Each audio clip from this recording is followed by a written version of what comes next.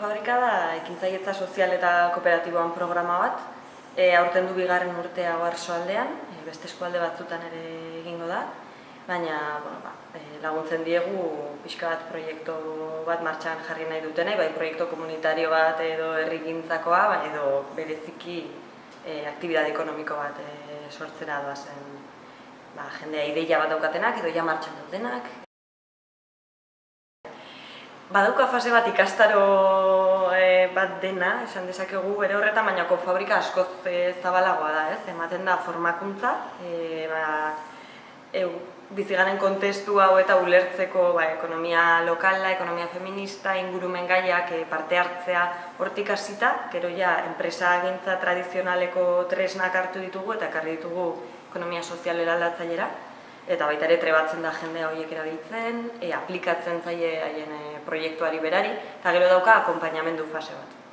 Formakuntza izateari utzi, eta bakoitzak bere proiektua martxan jartzen du, eta guk egiten dugu tutore akonpainamendu lan hori, eta gero saretzea ere sustatzen da.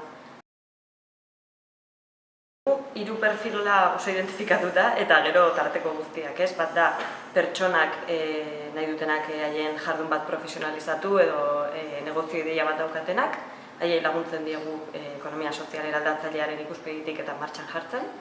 Gero daude elkarteetan eta horrelako jardunetan aktibitate ekonomiko bat ja badaukatenak eta profesionalizatu nahi dutenak. Eta gero daude, martxan dauden enpresak edo nahi dutenak haien jarduna ekarri ekonomia sozial eraldatzailera edo kooperatibizatu, eta gero tarteko posibilitate guztiak. Formakuntza jaso nahi dutenak, besterik gabe, ideia bati forma eman.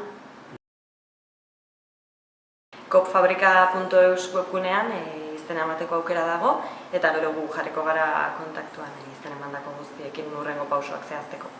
Urtarrilaren 17an hasiko da, eta aurreko urteetako esperientziarekin badakigu gero egiten da bilera bat izena eman dutenekin eta zaltzean pixka bat nola joango den, bakoitzak ikusten duen kajea bere proiektuan. Orduan hor badakigu proiektu batzuk atzera egiten dutela edo datorren urterako uzten dutela, eta beraz erabaki dugu aukera ematea izena eman dezatela nahi duten guztiei.